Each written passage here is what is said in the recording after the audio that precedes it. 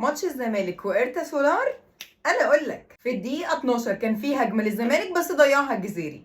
رد عليهم إرتا سولار في الدقيقه 16 بعرضيه ولمسه جوه المنطقه بس عدت من جنب الجون. وفي الدقيقه 34 اوباما بيضيع كره للزمالك وخلص الشوط الاول على كده 0-0.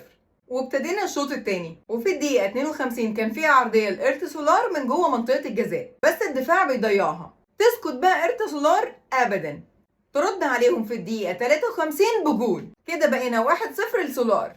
خلاص جبتوا الجون، اهمدوا بقى، يهمدوا ابدا. جابوا الجون التاني في الدقيقة 60 من عرضية جوه المنطقة وشاتها لاعب إرتا سولار راح جت في الجون.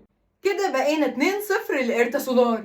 الزمالك بقى يعمل حاجة ابدا، الماتش يخلص على كده بخسارة الزمالك 2-0 قدام إرتا سولار اللي كان في الدور ال 32 الكونفدرالية. وحكمة اليوم ما تحفلش وانت عندك ماتش تاني يوم. طب